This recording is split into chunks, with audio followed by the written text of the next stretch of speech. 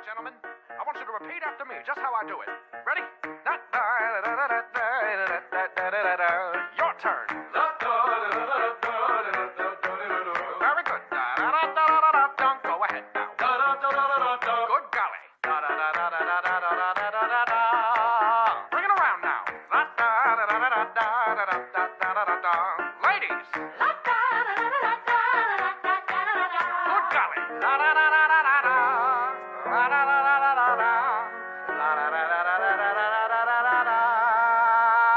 Yeah. Ladies and gentlemen, may I present to you Mr. Charlie Puth on keys.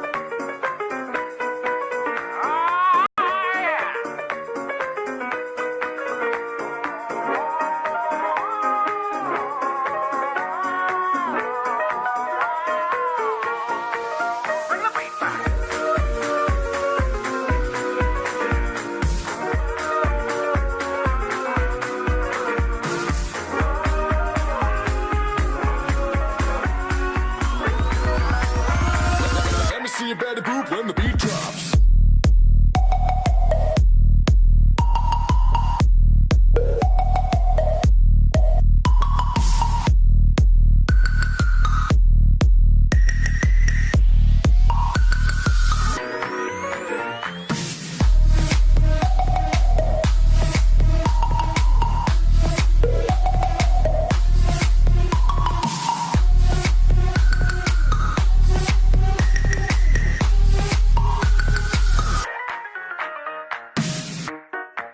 Ladies and gentlemen, that was very good. We're going to do the whole thing one more time. Follow my step.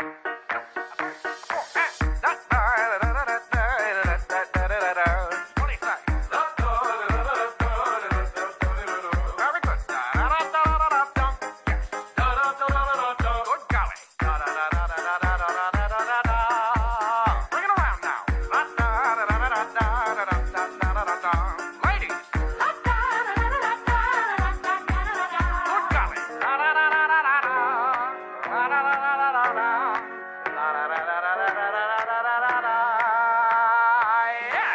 Let's bring it on home.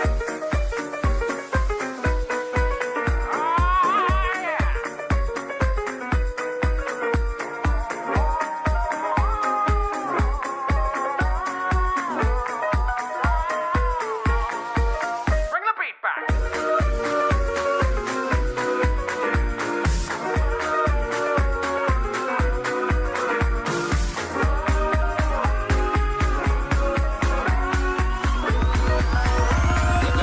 You better poop when the beat drops.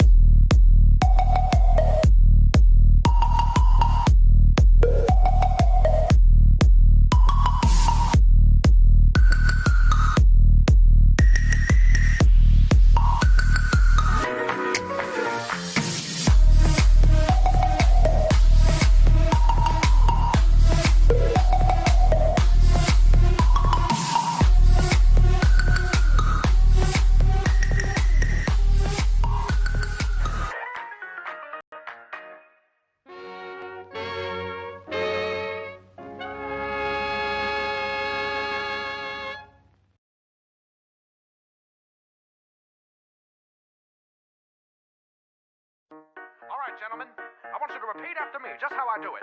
Ready? Your turn.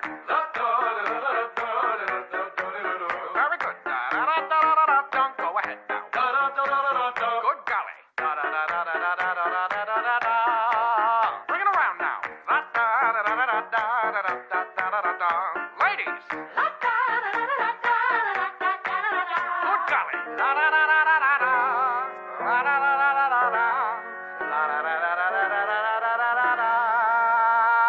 Yeah.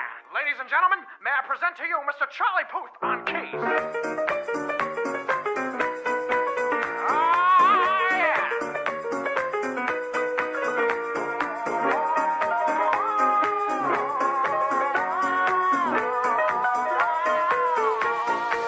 Bring the beat back.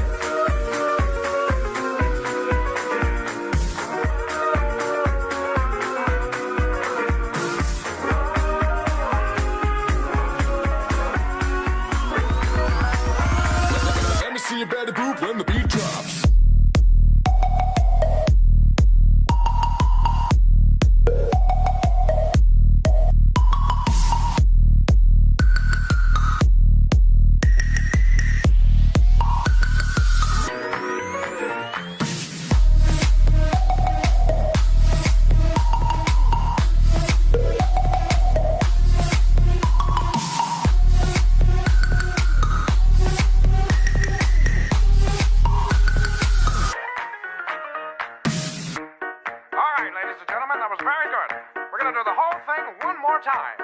Follow my steps. 2, 3, 4, and what do you say? Very good. Good golly. Bring it around now. Ladies. Good golly.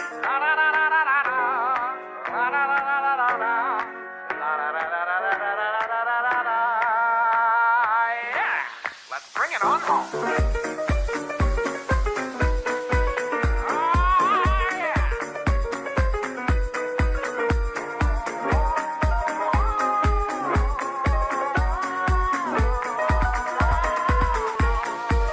Bring the beat back.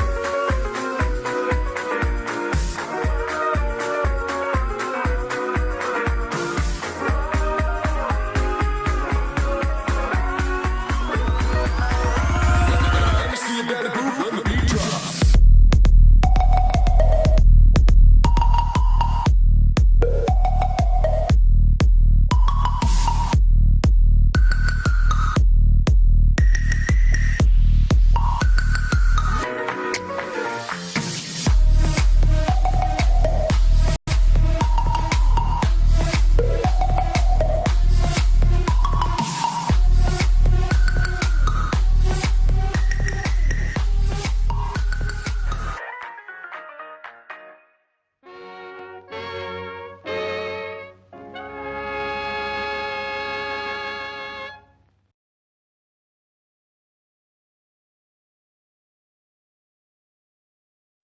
All right, gentlemen. I want you to repeat after me, just how I do it. Ready? Your turn. Very good. Go ahead now. Good golly. Bring it around now. Ladies. Good golly.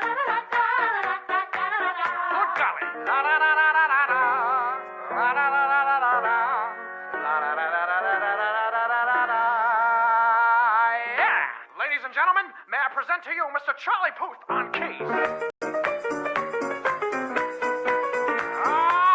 Yeah.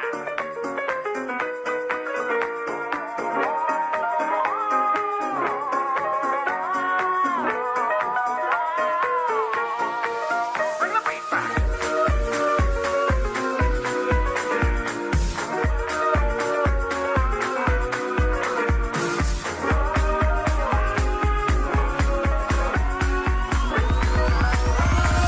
Let me see you better move when the beat drops.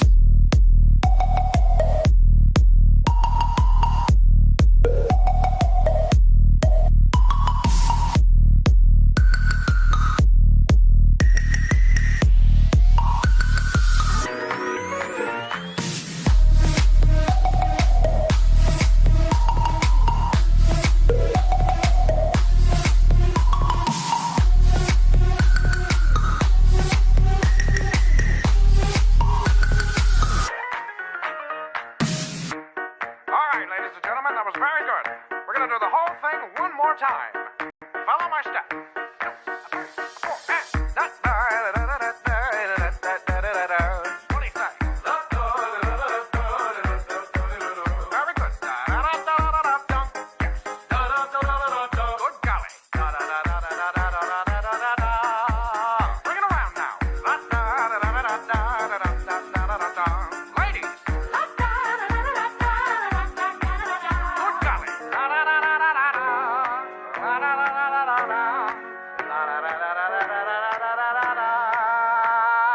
Yeah. Let's bring it on home. Yeah.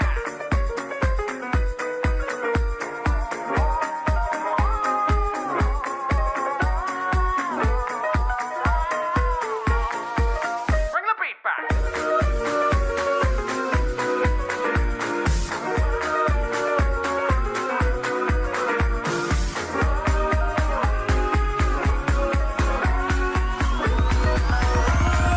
Let me see you better move when the beat drops.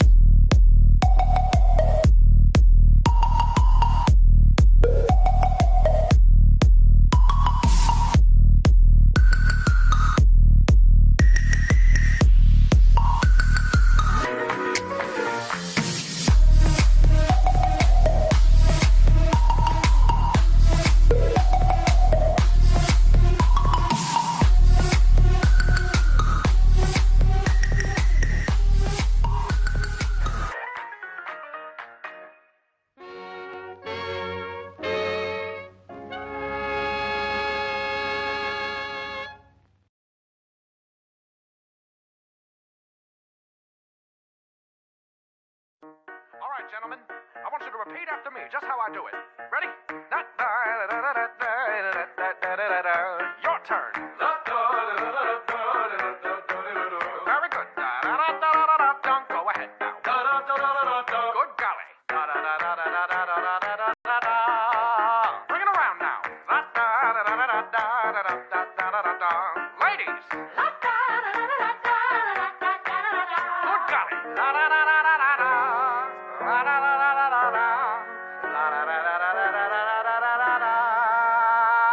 Yeah.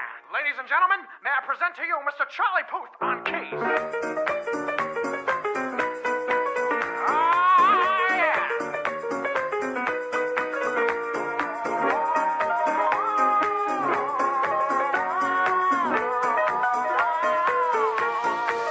Bring the beat back.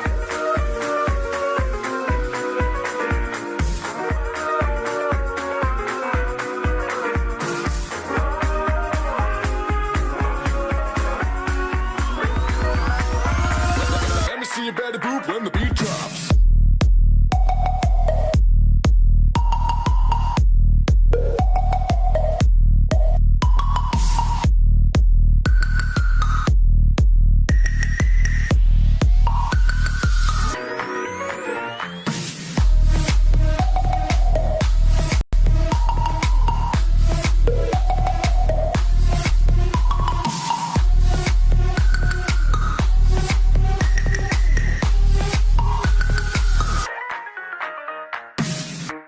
All right, ladies and gentlemen, that was very good. We're going to do the whole thing one more time. Follow my step.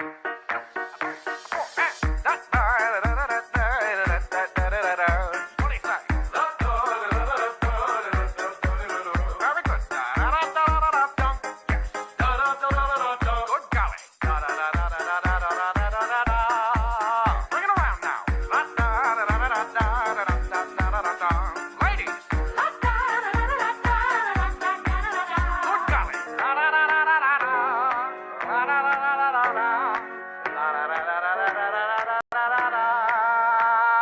Yeah. Let's bring it on home. Yeah.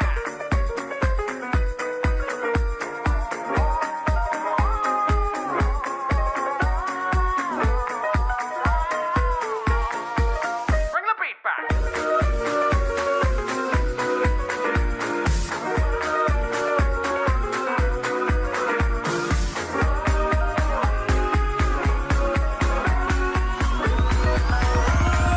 Let me see you better poop when the beat drops.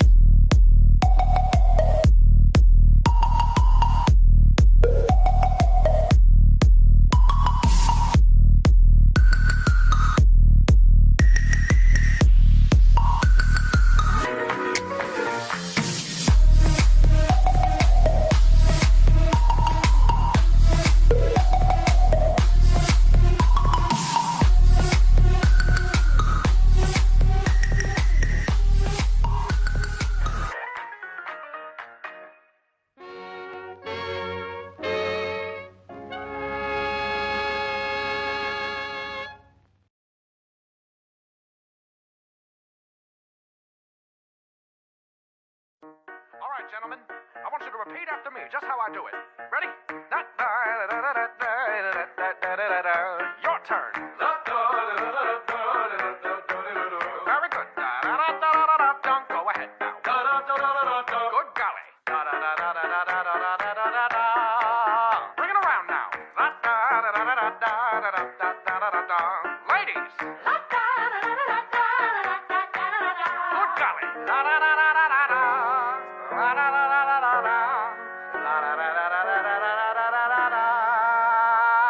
Yeah. Ladies and gentlemen, may I present to you Mr. Charlie Puth on keys. Yeah.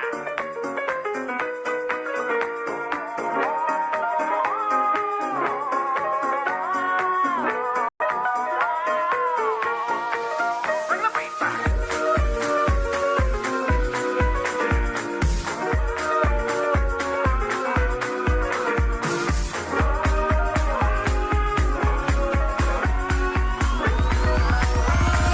Let me see you better poop when the beat drops.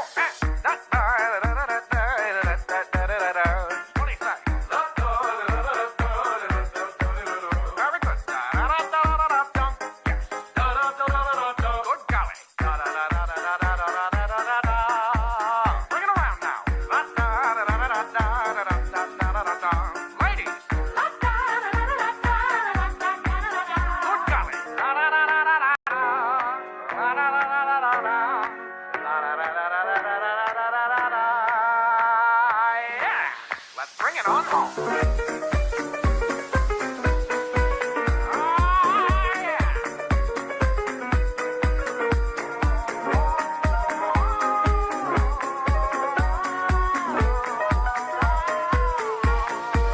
Bring the beat back.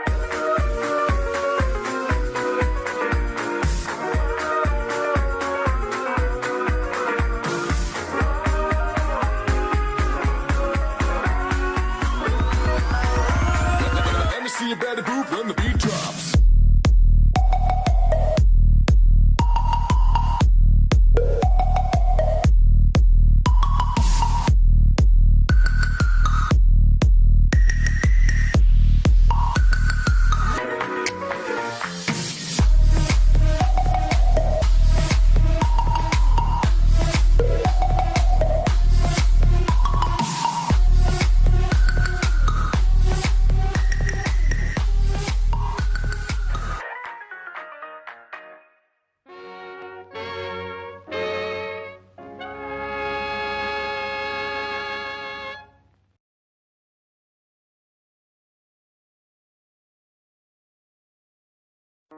All right, gentlemen, I want you to repeat after me, just how I do it.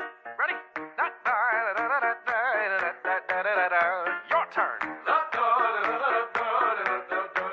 Very good. Go ahead now. Good golly. Bring it around now. Ladies. Good golly.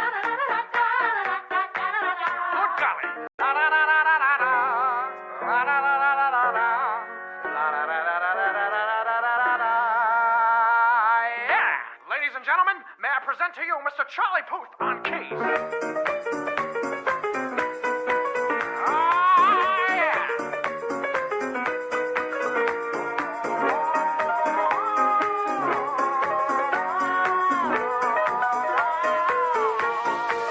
Bring the beat back.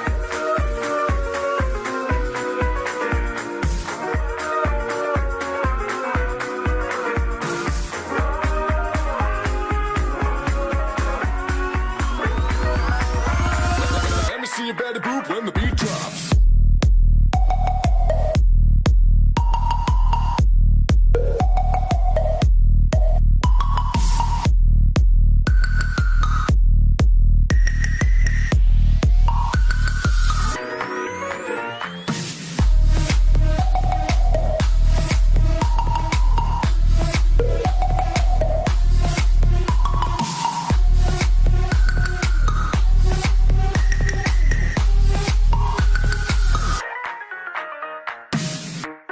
All right, ladies and gentlemen, that was very good. We're going to do the whole thing one more time. Follow my step.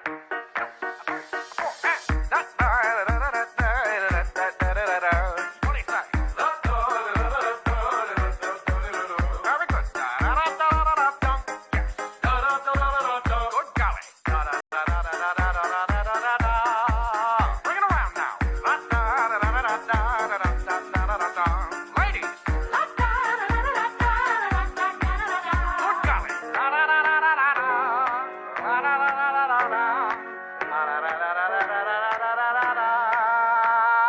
Yeah. Let's bring it on home. Yeah.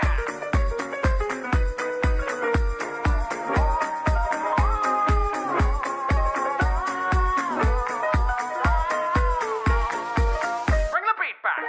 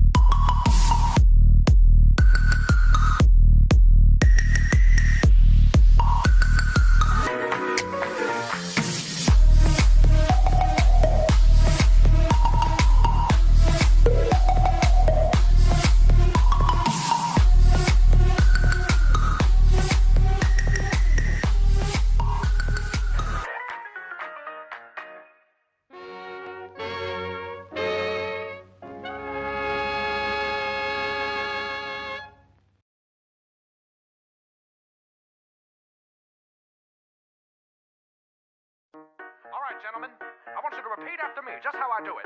Ready? Your turn. Very good. Go ahead now. Good golly. Bring it around now. Ladies. Good golly.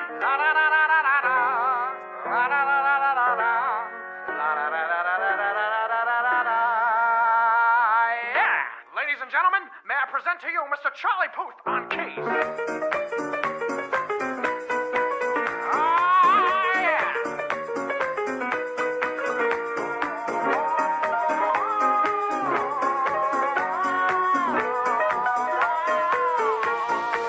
Bring the beat back.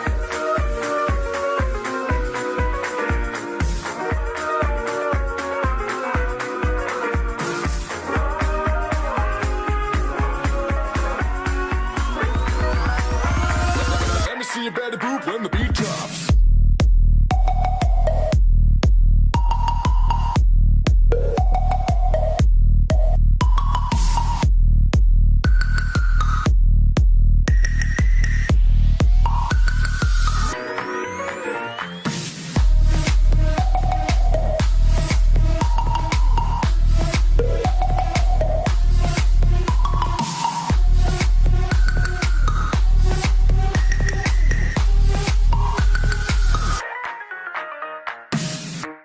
All right, ladies and gentlemen, that was very good. We're going to do the whole thing one more time. Follow my steps.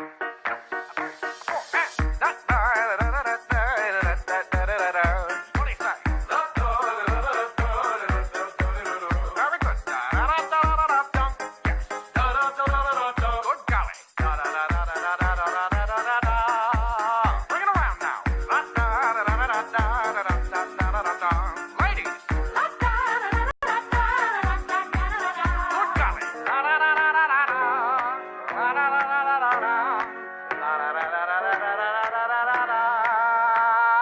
Yeah. Let's bring it on home. Yeah.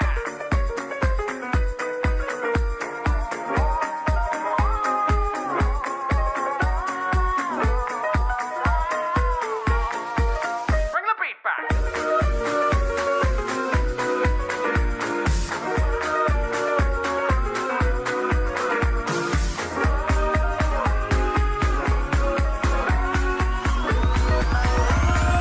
Let me see you better poop when the beat drops.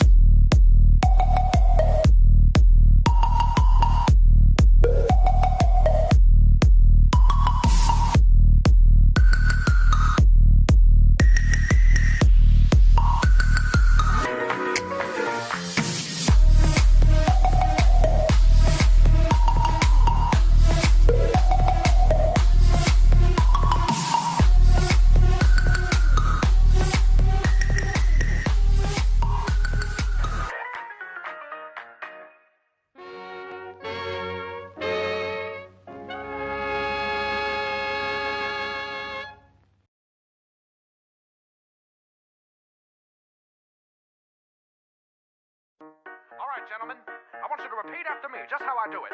Ready? Your turn. Very good. Go ahead now. Good golly. Bring it around now. Ladies. Good golly.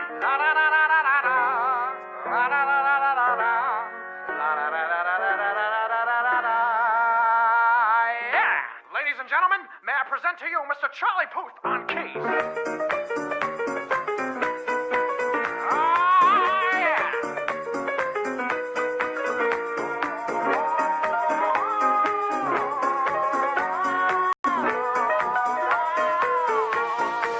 Bring the beat back.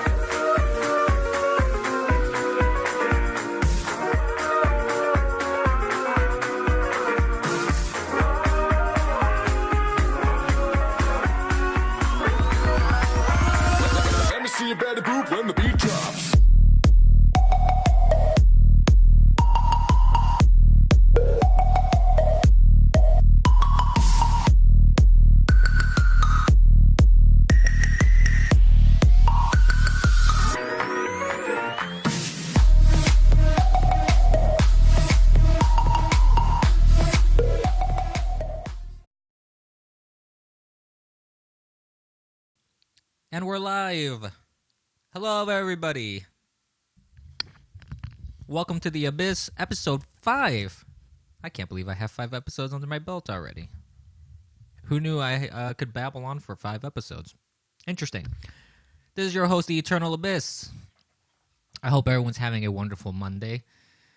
Some parts of the world, I'm sure, are nice and sunny. Other parts of the world are nice and rainy. This is a one-topic, primarily, episode. And we're going to show a couple things here as we talk about the latest online Sperg-out of the left. Excuse me one moment. Let me adjust my microphone for a little minute here because it's a little low for me. I think I'm turning that in the wrong direction. One moment.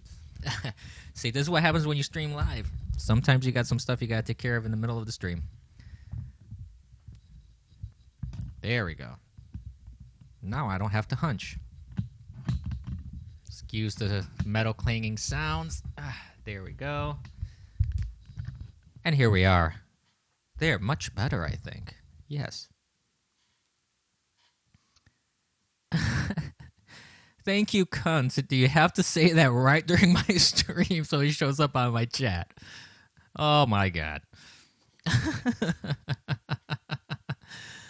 Oh, boy, oh, boy, oh, boy, oh, boy. All right, so we are live. And I'm just going to do a quick social media blast. So people can go on either Bitwave or DLive.com. Either way works. But I usually recommend people go to Bitwave because that's my primary streaming channel. Primary streaming platform of choice. DLive is kind of a nice backup. But I prefer, and I'm sure Dispatch will be happy to hear this, I actually prefer Bitwave. Mostly because you don't have to log in or create an account. You can just be one of the troll accounts and still listen and participate. And I think that's very good.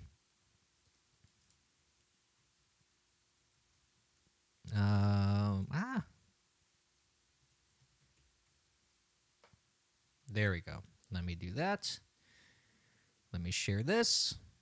And I can go ahead with the show. I should have just done this right before I started. I'm still learning the do's and don'ts of live streaming. This is definitely a don't. But better to do it now than forget and then have zero exposure whatsoever. So I invite everyone who just saw Twitter, if anyone's on Twitter, please share, and shill. I want more people watching, and I'll pay attention to chat in just a moment here. No, see, that shouldn't say that. There, all right. So here we are, and as the title implies, as I mentioned, we're going to talk about one of the biggest Sperg-outs that's happened since, I think, 2016 was the last Adpocalypse. This is Adpocalypse 2, the Sperg-aning, as I call it. The Vox Adpocalypse. This thing is a complete S show, essentially. And I'm also going to try and clean up my language a little bit because I'm trying to be a good Catholic boy. So I don't want to drop F-bombs and S-bombs and all sorts of other bombs. So we're going to try and keep this as PG as possible, but I get riled up with some of these topics, so good Lord. It's not going to be easy, I can guarantee you, because these people really piss me off. They really, really do. So here we go. We're going to start with some backstory here. We're going to start with a little bit of the history of the Vox Adpocalypse, because some people may not really know what went down exactly. And the best source, the easiest source to look at if you haven't looked is Know Your Meme, which I'm going to bring up right now. Let me just do that. Okay. Here we go. So, for the uninitiated, by the way, pardon me, I'm going to possibly clear my throat a lot or take sips of fluids or something like that because I've been having some throat issues. So I'm going to talk for as long as my throat can bear it, as I can bear it. If things go south very quickly, I'll try and end it real soon if things just don't work out with my throat. I just want to give everyone a heads up about that. So for the uninitiated, in case you're unawares, the Vox Adpocalypse is essentially a second coming of sorts of big tech censorship.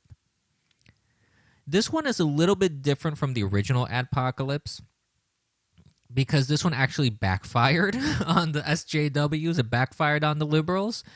It's actually pretty funny if you really think about it. But here is essentially the whole general high-level macro overview. As you can see here, the overview talks a little bit about where the hashtag came from. This came from because Carlos Maza, who is a gay Latino, lispy queer, as Steven Crowder put it, this guy's been doing a lot of these videos for a long time with Vox. He used to work for Media Matters, which should tell you a lot about this guy. He joined Media Matters because he wanted to take down Fox News.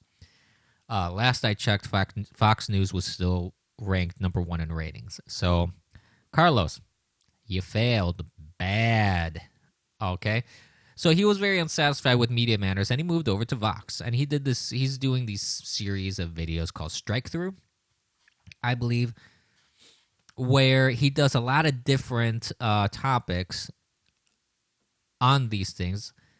It's kind of like the Adam Ruins Everything videos, things of that kind. It's very leftist-leaning, highly edited in terms of the data that they provide, highly cherry-picked data, highly cherry-picked topics, very, very strict assumptions in their topics. As long as it fits their narrative, it goes in these videos, depending on the topic du jour, which could be like gun violence or taxes or the Green New Deal or climate change or, what have you. Some things to note about this genius right here is that Carlos Maza claims that he has a thick skin. Claims that he's immune to criticism. However, all these debunking videos apparently have gotten under his skin. And now he's doing this whole campaign, which is incredibly planned out in my view. Many conservatives have also stated that they believe it's a very planned, choreographed thing because a lot of things happen during this time, and also the timing, specifically this month being Gay Pride Month. Unfortunately, they had to ruin the month of June, but whatever. Well, we won't get into that. The point is, this was well planned. Things didn't quite work out the way that he was hoping. Or maybe it is still part of how his whole cabal has been planning this thing. Who knows? But this is the overview here. So you have this quote unquote journalist. I don't even want to call him a journalist because I don't know anything journalistic that he's done. He's just done these silly YouTube videos, and I don't see any journalistic merit to it, in my view. And many people, not just Crowder, not just Steven Crowder, many people have done these debunking videos. I mean, you could look at Liberty Tunes, if that's the name. I may be getting the name wrong. You can look at other conservative channels. They've looked at these videos like Adam Ruins Everything, the Strike Through from Vox, and Now This videos, and Mother Jones, and all these completely leftist-leaning opinion fluff pieces, essentially, that hide in the guise of journalism. There's a whole slew, thousands of videos of debunking videos on YouTube when it comes to these sort of things. And this isn't unique to the right. Conservatives aren't the only ones that do this. Excuse me while I take a sip of fluids here.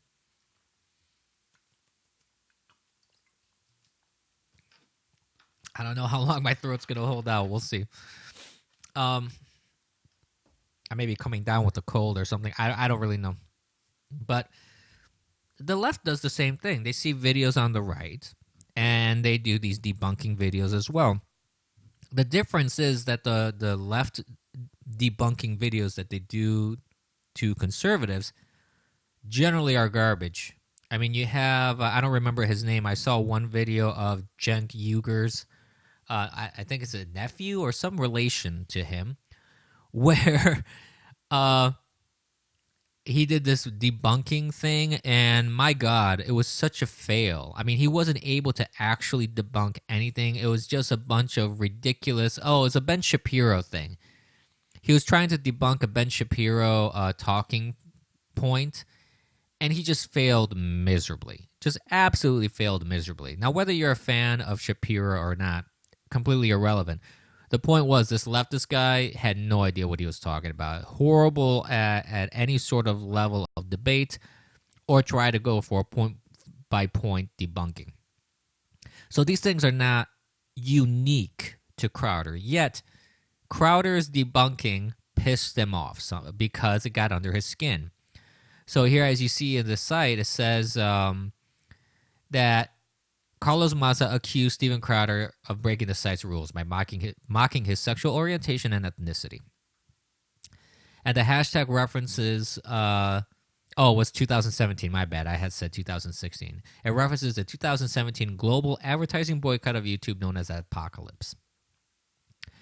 So this whole thing started on May 30th because Carlos Maza basically had something right up his ass, no pun intended, that day, and he tweeted out, since I started working at Vox, Steven Crowder has been making video after video debunking Strike Through. Every single video has included repeated overt attacks on my sexual orientation, ethnicity.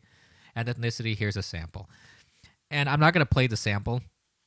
It's this whole just very tightly edited video of Crowder going queer. You know, he's just taking everything that he said out of context. And of course, if you actually watch the videos, yeah, sure, he says the word queer and lispy queer on occasion, but you can tell in the context of the joke and of the commentary that it's for humor. You know, it's a night show. It's kind of like Jimmy Fallon and Jimmy Kimmel. It's made for laughing, and he jokes about that kind of stuff, and that's what it is. You know, and if you're so sensitive, Carlos, don't watch it. What's your beef? Just let it go.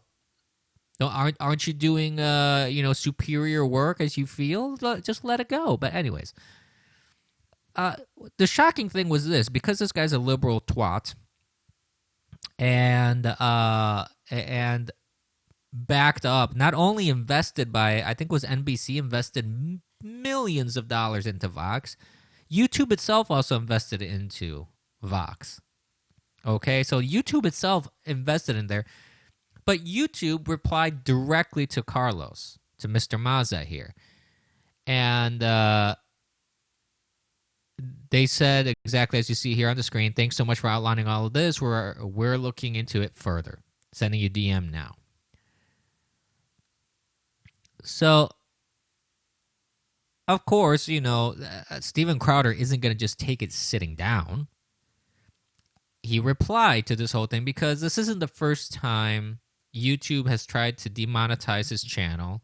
This isn't the first time that a leftist SJW has tried to silence a conservative voice. This isn't the first time, and especially Carlos Maza. This guy has repeatedly called for deplatforming, has called for actual acts of violence towards people because he said milkshake them, make conservatives essentially dread organizing outdoors in the open, in the public space. So this guy has advocated not only for for censorship, he's actually advocated for violence. So when someone mocks him or mocks his videos or debunks his videos, because they're very easily debunked, actually, if you watch any of the videos, it's so easy to debunk a Vox video. I mean, you don't even need that much effort. A modicum of a Google search will provide you with all the sources you need to debunk every single point in one of those Vox videos. I can promise you, it's not hard. So this is the interesting thing, though, about the backlash. What happened? There was a huge backlash online, of course, from conservatives, but also what ended up happening was YouTube initially they looked into Steven Crowder's videos, and they were not able to see a violation of their TOS. Ain't that surprising? YouTube didn't side with Maza initially. They said that, the videos as posted don't violate our policies. This is amazing. Because, YouTube is one of those platforms that have gone out of their way to minimize exposure of conservatives. You would think that with this opportunity, they would just jump at it and say, oh, yeah, this is hate speech, quote-unquote hate speech. Oh, this is quote-unquote bigoted speech. This is whatever, It surprises me that they actually abided by their own terms of service. But guess what? People weren't happy about it on the left. You have Googlers Against Hate, for example, ethical Googlers that were pissed off by the fact that they didn't get the answer they were looking for. Carlos Maza also got completely pissed, and he's been ranting and raving on Twitter ever since and saying that YouTube is full of crap, that this is all nonsense.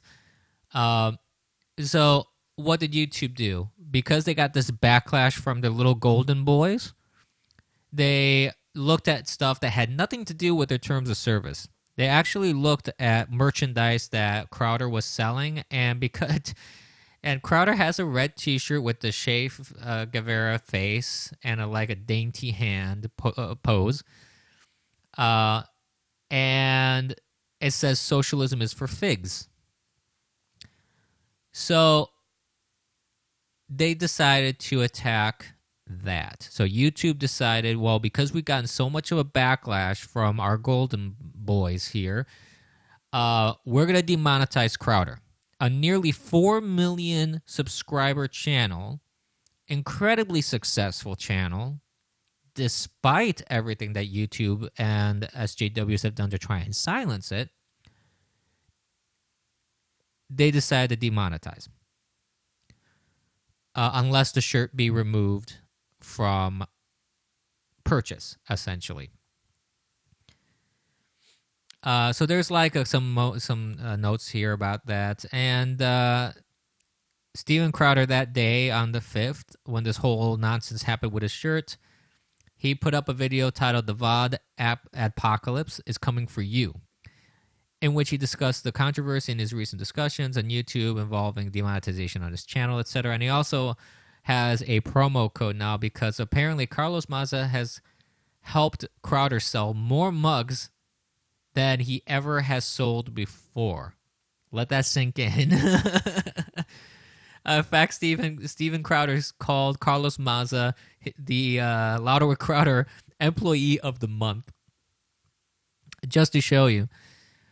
Now, there's a couple hot takes on this that you can take when it comes to this whole thing. because the other side effect that happened was that in the process of demonetizing Crowder, YouTube decided to amend and change their terms of service, which they say they've been working on for a while. And I kind of believe them because they're looking ahead at what went down in 2016. So they're looking ahead at 2020 because they think, big tech thinks that they made a mistake. And they'll be damned if they're going to make this mistake repeat itself where Trump gets elected again. Thing is, he probably will get elected again. And I'm perfectly okay with that. But we're not going to talk too much about that.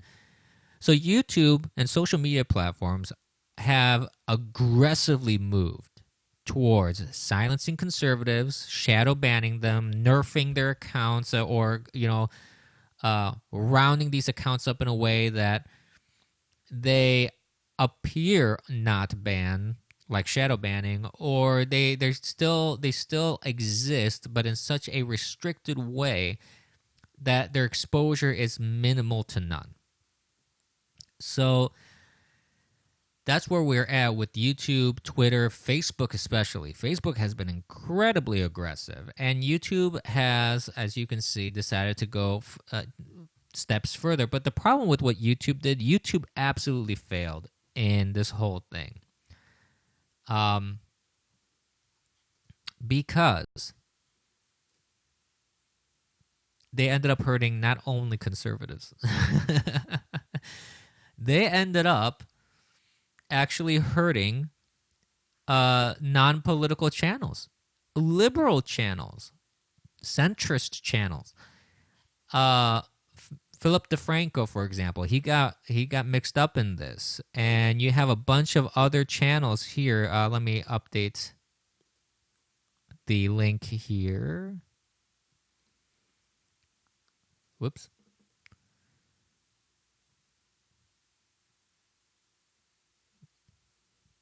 There we go. So as you can see here on this tweet, I have an image up. And you can see here, this guy, Luke Ford, his channel got demonetized. Extreme Machine 3002, demonetized. Dan Dix, the golden one. Hold up. There we go.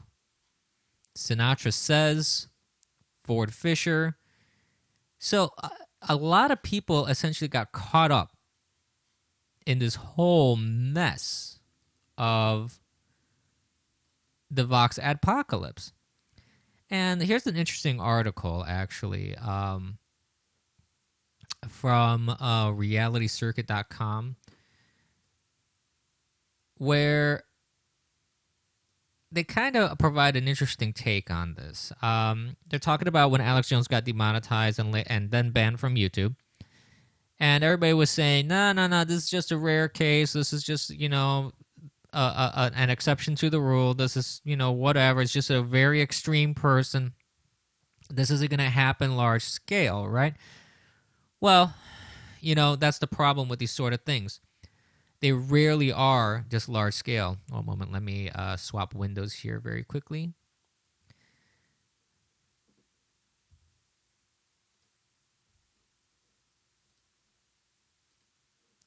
So I can focus on and take a look at also what chat is doing here. So let me update that here.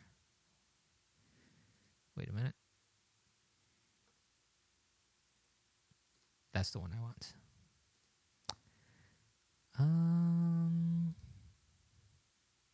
I think that's it. There we go. Okay. So now the 2020 presidential elections is around the corner, literally.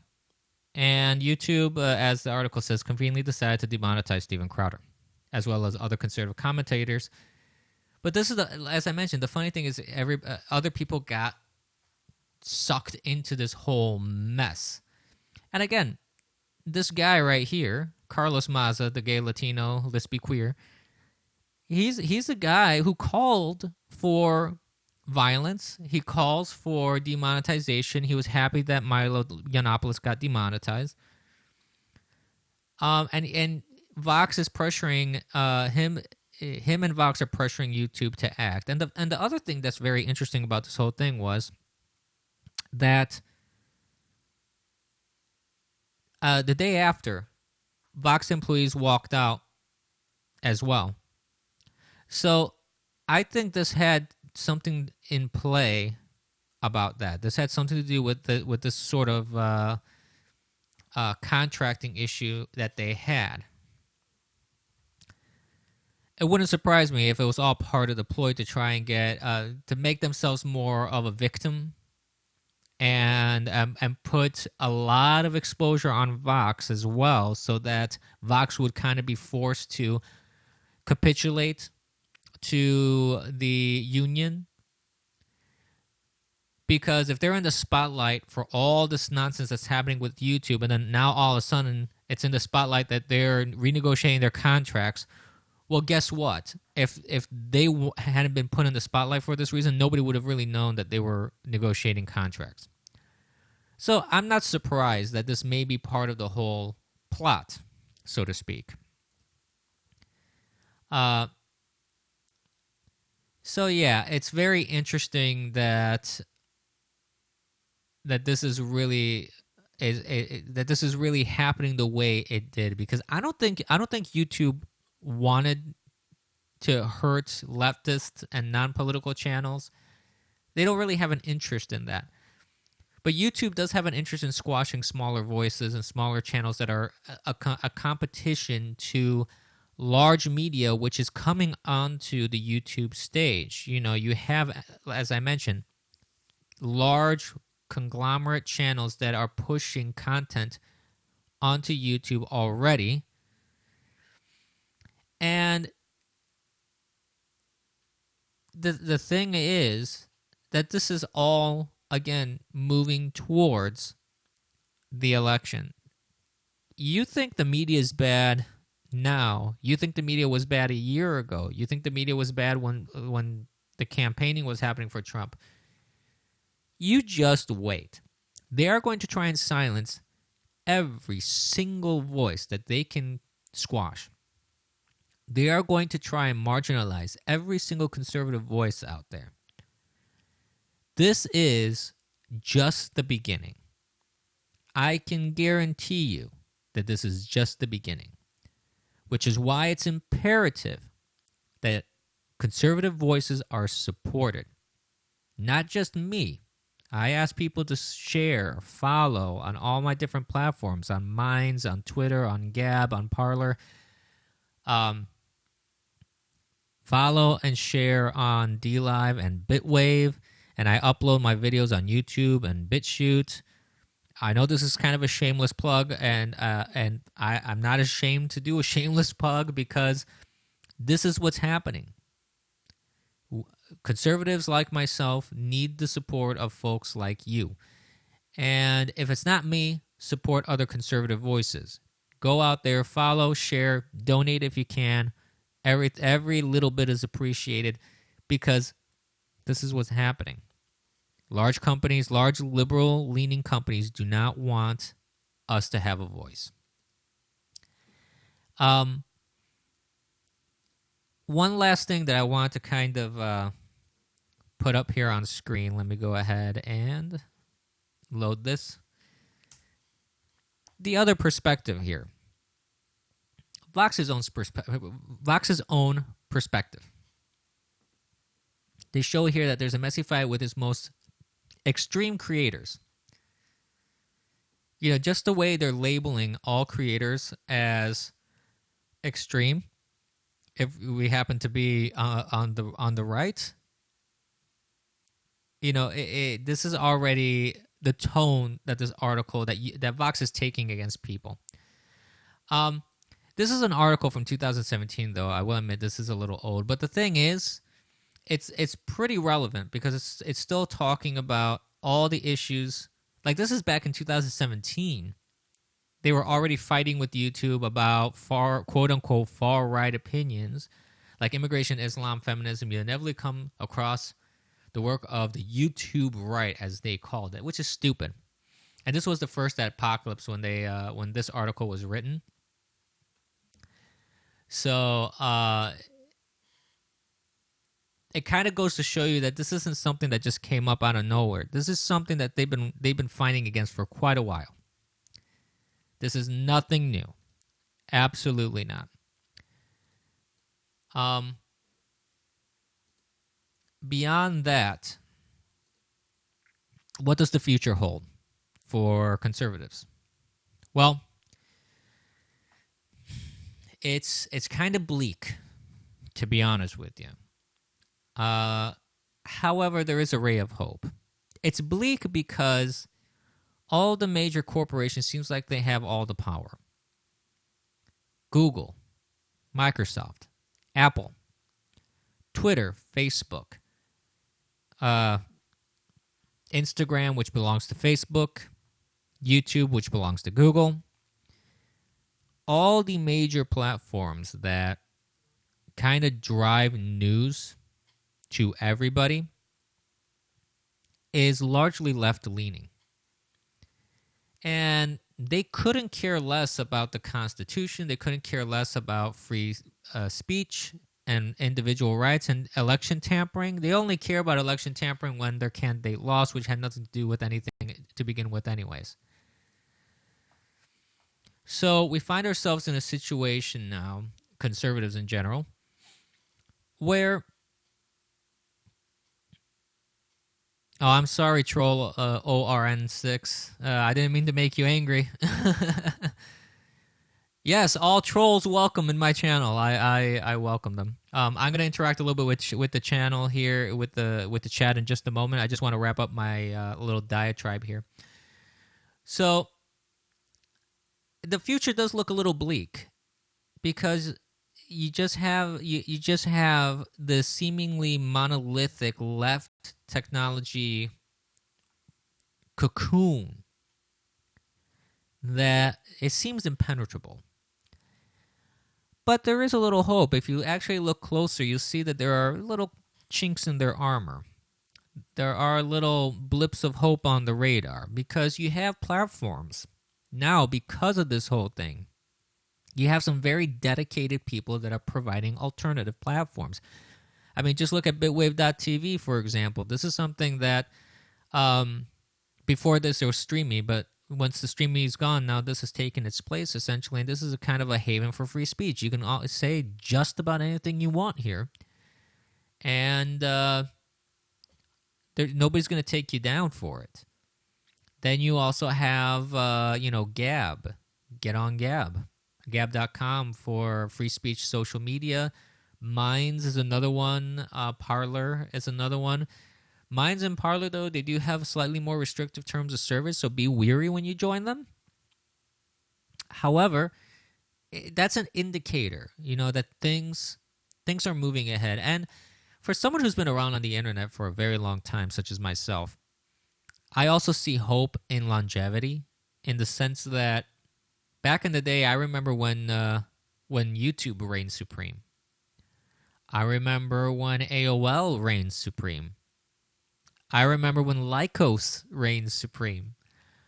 I remember when GeoCities websites were all over the place.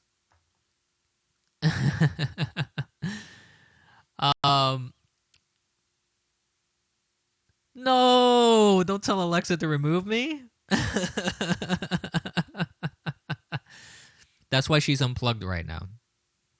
But I remember back in the day when different platforms and services were, when Netscape Navigator was around, man. Netscape Navigator was the king for a while. It was the king browser, and then Mozilla usurped that crown. Being master race. I don't know about that. But yes, spoiled your plans. But I will be interacting now with chat. So I kind of finished my diatribe. That was what I wanted to say about the Vox Adpocalypse. Right now, things are still ongoing. I don't know where YouTube is going to go with this now. I think certain channels have been reinstated after they did this wide swath of just demonetization. And hopefully this will teach YouTube a lesson, teach Google a lesson. Bing got the image search? From who? From Yahoo? I wasn't quite aware of that. I'm going to try and turn on text-to-speech. Be nice, guys. All right. Do you guys hear that or no?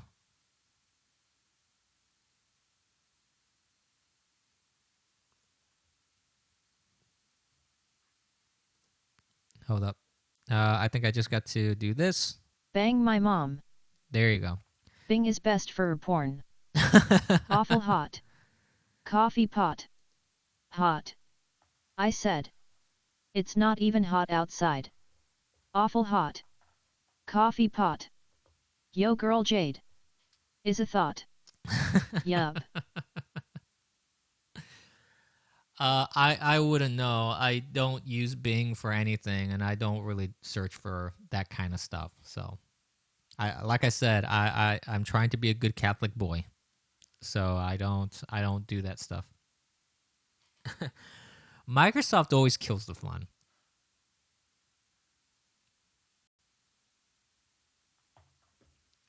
So, there's that. Excuse me, I'm going to take another sip of my fluids here. Yeah, I mean me either.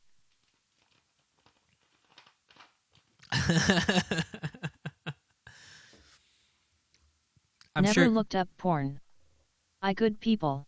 I'm sure you haven't. Bing white family at least shows whites.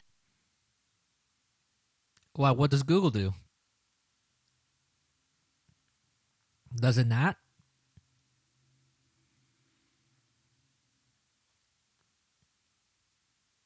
I've never tried to search for that in Google. I wonder. At Dispatch. Is this the alt-right Nazi show? No, sir, it is not. What does Google do? It's the abyss.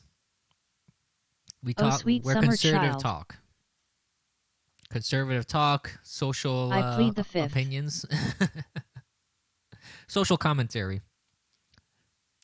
Ubisoft alt-right? A target equals underscore blank ref equals. Ubisoft. Oh God. Ubisoft. Let me put this up on the screen here. Alt-right is alright. Ubisoft. Ubisoft alt-right. No. They also had Finn putting up the WP hand symbol.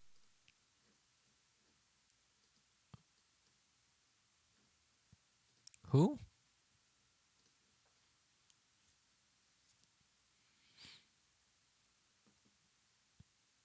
I am not aware of that.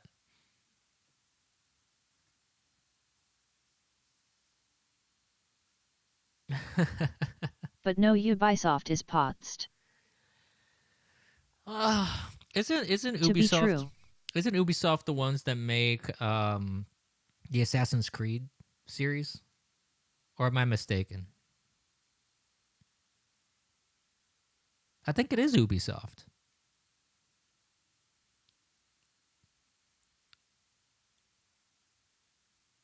Yes.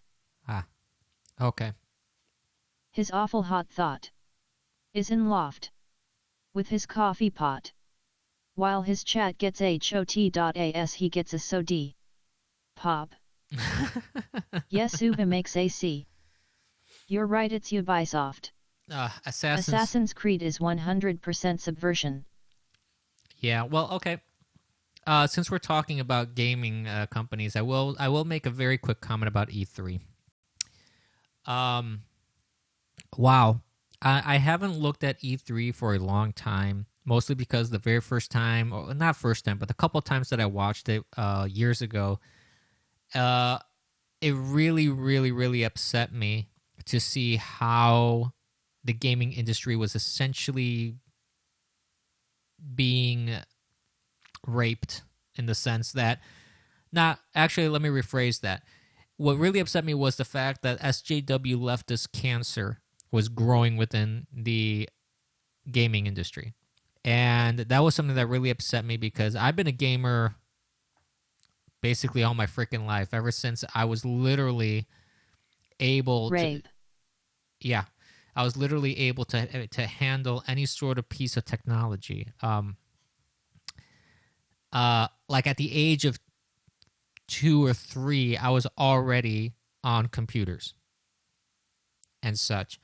I won't go into the whole detail here, but point being, I've been exposed to gaming and computers and technology for a very long time, and seeing how and the figuratively industry... able to handle a penis. At SSLE Boomer. I suppose that qualifies too, Troll 4C4F. I don't know.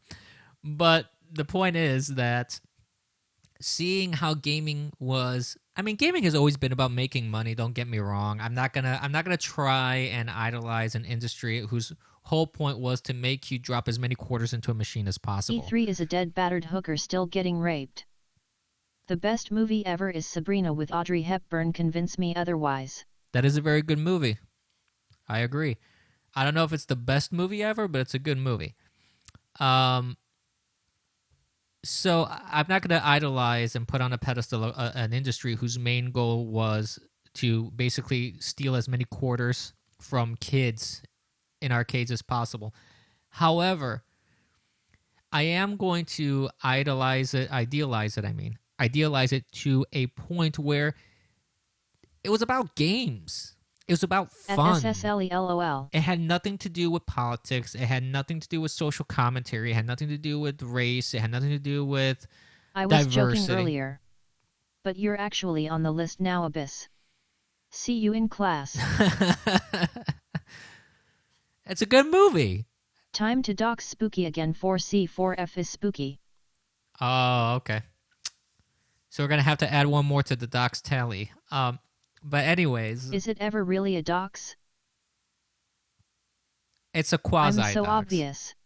It's a quasi-dox. But anyways... The thing that I loved about games when I was a kid, it was that it had nothing to do with anything that was happening around you. It was pure dox for escapism. Abyss, yes. For me? I guess for me it is, yes. It wasn't that obvious for me. Obvious. I can't talk right now. My throat is bothering me. So... Spoop is on the meth again. Is this Spoop is on the meth again? So that's the thing that I loved about gaming. It was just about games. Now you have to have, like, and this brings you to, like, Assassin's Creed, for example, where, you know, they have to put this ridiculous disclaimer, which isn't really a disclaimer, at the beginning of the games. Oh, this game was made with a team of all sorts of beliefs and religions and ethnic backgrounds and all this. So basically, if they criticize something, go back to Bloodborne. If they criticize something, they feel justified in their criticism because we met the diversity quota for the group, and essentially all these intellectual properties Jealous Scout are essentially getting raped by all these gaming companies now. You had good games like Assassin's Creed when it first came out was very innovative. It was one of the few games where you had a combination of stealth, parkour, kind of open world. It was a really fun game. Yeah. And instead now... Rape. May I kindly suggest Get Good? Get Good? Yes, you may.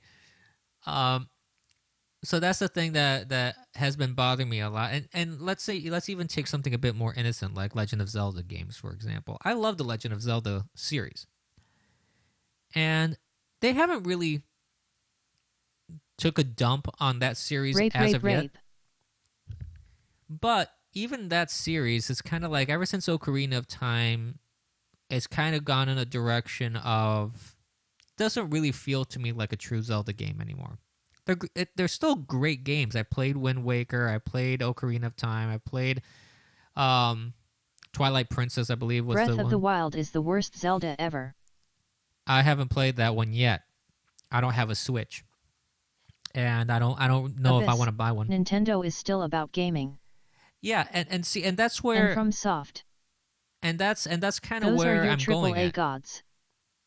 Yeah, and that's where I'm getting at. Is that even though there are changes that are being made, certain companies like Nintendo, yeah, At maybe Scout Aviation, fuck you nigger, it's mid-tier. maybe it's not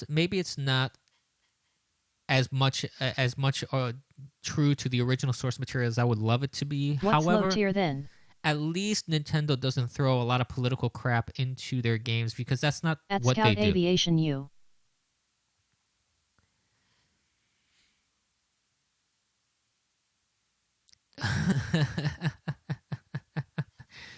So I'm a Zelda game now?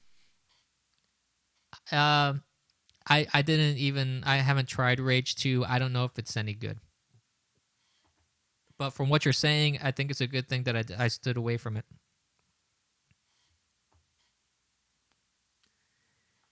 I am kind of interested in seeing the remake of Link's Awakening on the Switch. I think that would be interesting to look at to see. Legend of Scout.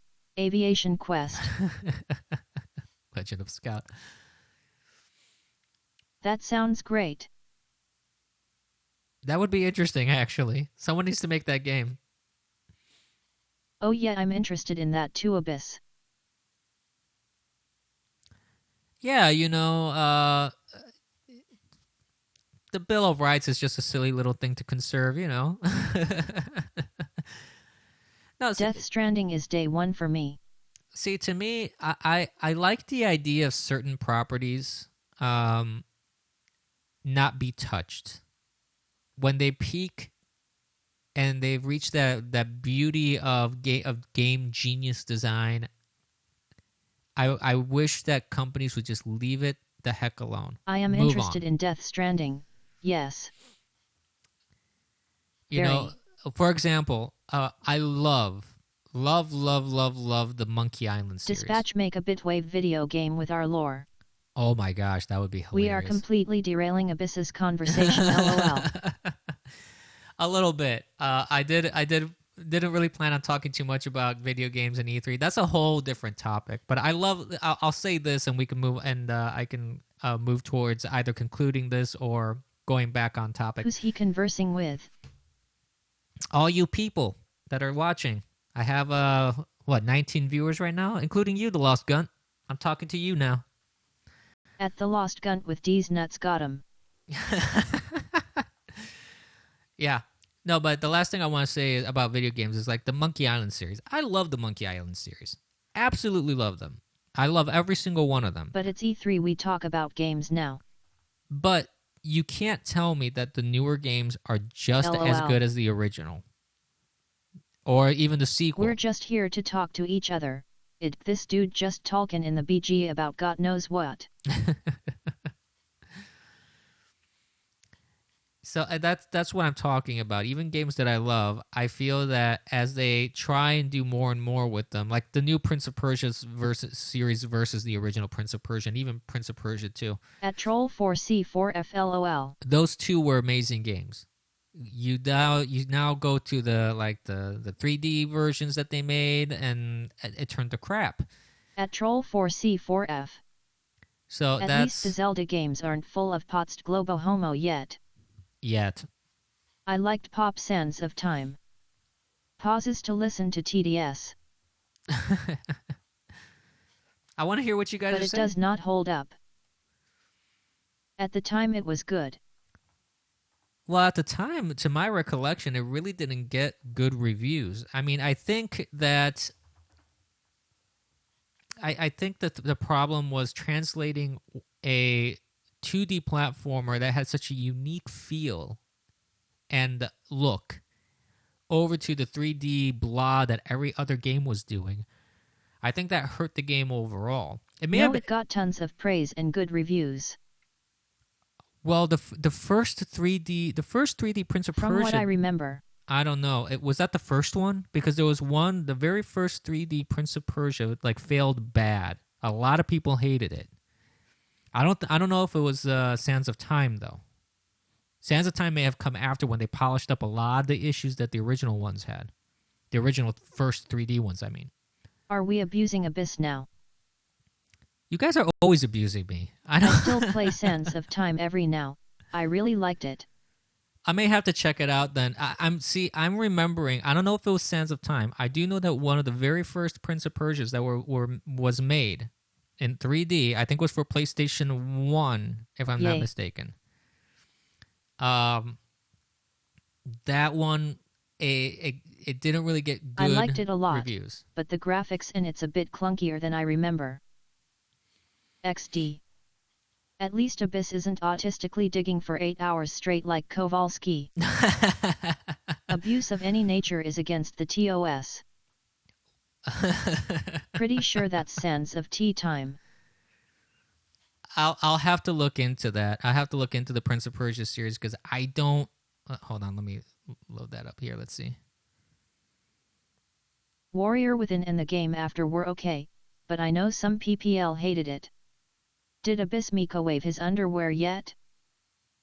I don't do that. Warrior Within, I like the edge. You know, this very well could be that one. Warrior Within is a guilty pleasure. See, I thought there was one released sooner. Very guilty. Does Dispatch even program anymore? At Alt-Reich haha pp. I'm going to have to look into this a little bit more. I mean, one day I probably will do... Well, I don't really want to do too much gaming stuff on this channel. Which, thank you, that actually gives me an opportunity to plug in my gaming dedicated channel, The Eternal Gamer. Find me on Twitter, The Eternal Game. No, he only streams himself going to get food from various places. Who does? I thought that was Kitty. Warrior Within was cool for its violence as a teenager. Well, that's what attracts teenagers to video games. That attracted me to video games. I love the fact that... As a teen, I loved Pop. I love the original ones. I absolutely love the original ones. Dispatch programs his microwave. Dispatch programs his microwave. That's funny. Yes, decapitation. Oh, and if dancing. If you really want to talk about some really good games, the graphics were insanely clunky. But a really good game, and this will be the last gaming thing I'll talk about, is the Jedi Knight Dark Forces series.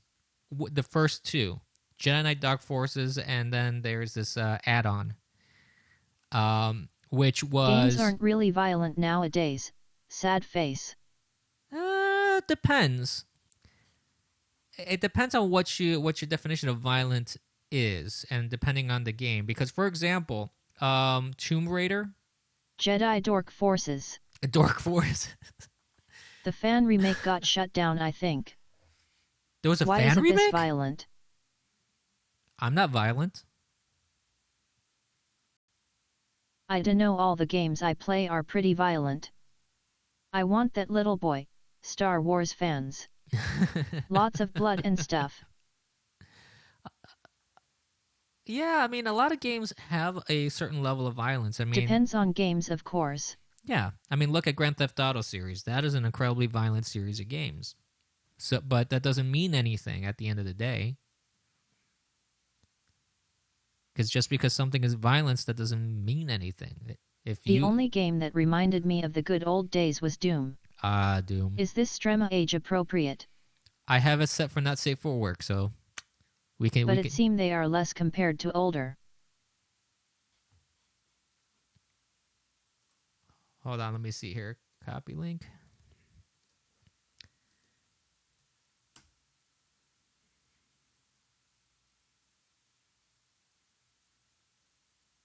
What's up, everybody? It is a Blue Drake, and I today get to cook for I have Lindsey got Graham next month. Another one for you. For those of you who do not know, I spend most of my day to day, scourging the internet for all sorts of things, different projects, software, technology, individuals. Currently, I'm headhunting for a company trying to find a technical artist in Unreal Engine 4. So hey, if you are a technical artist, hit me up. But gonna skip ahead. That you could go and download and start working on. When you talk about games like Battlefront 3, when you talk about the Frostbite engine that EA has, you don't even have access to that. And back in the early days of game development, there was nothing like this that you had access to. There was no free engine where you could just go and make something. And if there was, it wasn't capable of looking as good as, AAA cutting edge. But now we live in an era where the free engines look like this, and the AAA engines really aren't.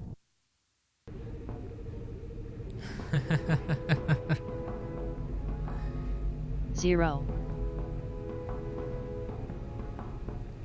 Wow, that's very interesting. I'm gonna say something. Oh right, though. You were talking about Surge.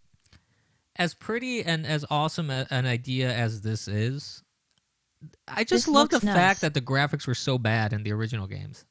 I just love the bad graphics. That's the thing. I'm perfectly okay playing the original one with the bad graphics and the bad mods and all that. I don't need it to look like super awesome 3D-ish, things like that. It's shut down. The Jews got it. It got shut down? By who? Disney?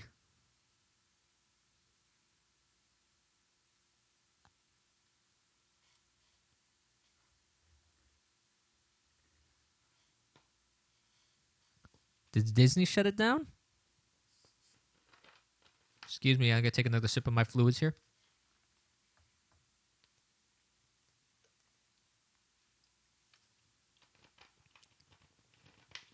Huh. At Troll4C4F Spub clarify. At Murderer. Very cool. At Murderer, yeah, from software and few others still are violent. Can we convert him to Troll 1 JPG? Who? 1 second. KK. But yeah, I mean, I love those old games, and some of those old games, they're just absolute classics. And to see E3 and these game companies essentially just take a giant dump on these old games, it's pretty depressing, honestly. I can see why Jim, Mr. Medicurse, got like all dejected and emo over it because it was Get just while bad. they hot. No, this one is still floating. The coder got shut down. Really? Huh. Well, that's interesting.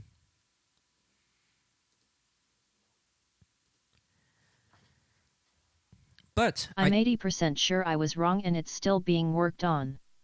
Found something from March talking about it. Oh, wow. So maybe there is still work being done on it. That's cool. Phil. Don't harm my brothers.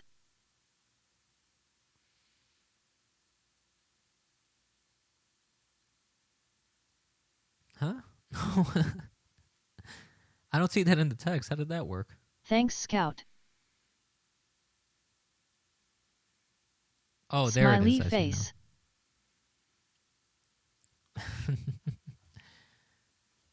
I still can't believe how well that 02 picture with the lick Don't animation. harm my brothers.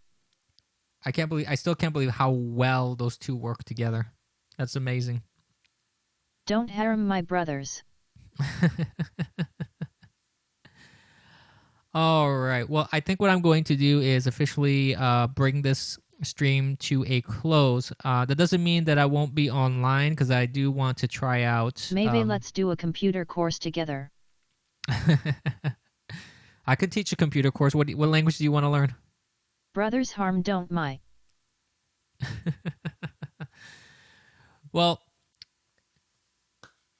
as I was saying, I want to thank everyone for watching. I'm going to bring the stream to a close. I will get onto my gaming account because I want to try and see if I can get Minecraft to work on the Bitwave server. Can you teach me how to code, please?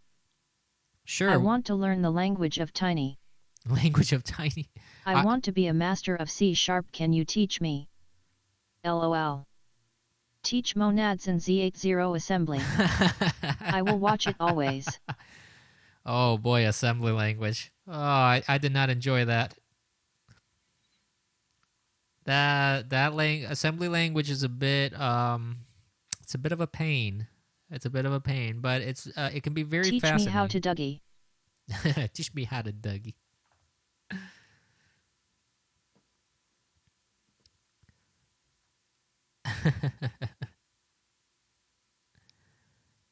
I don't know. I Dispatch does flip-flop streams to different locations running errands, for the most part.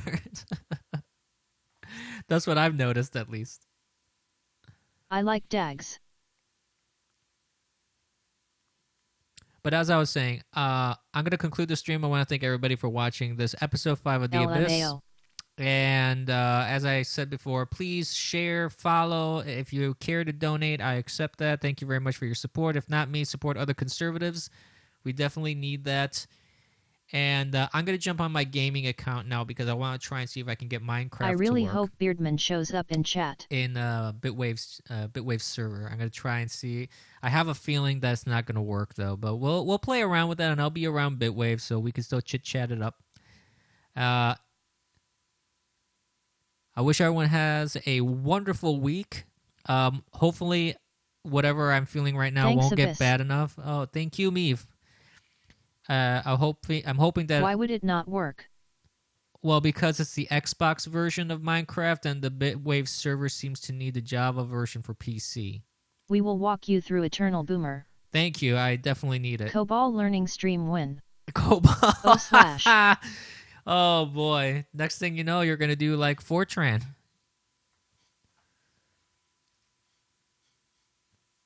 Or... You can't play it on console.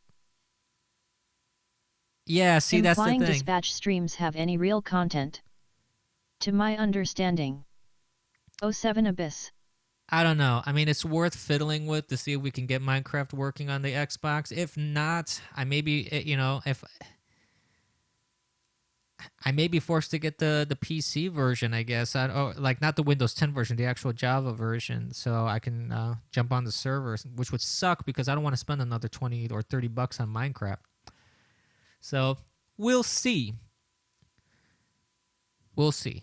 But, as I said... At Dispatch, I love your IRL streams, though. They are very entertaining. And with that, everyone have a wonderful week. Hopefully I'll feel better by Friday and I'll be able to... not feel better. Hopefully I won't feel worse because I'm dealing with some sort of sinus throat thing right now. Hopefully I won't feel worse by Friday and I'll be able to jump on with Cocaine Mitch. I got a way to play for free in my description.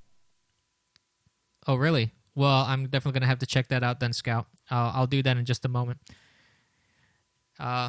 If everything goes well, I'll be on with Cocaine Mitch this Friday. CPL Masterclass coming soon. And I hope everyone has a wonderful week. And we'll see you this Friday. If not, next Monday and or whenever it happens. Sometimes I do impromptu chats and streams, so I'll keep you guys posted. Have a wonderful night, everybody. Thank you.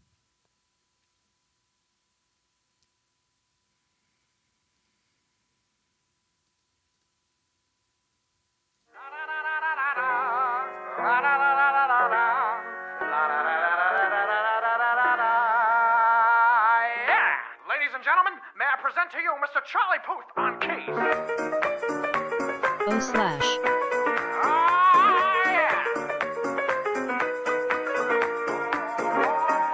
/0 stream feet.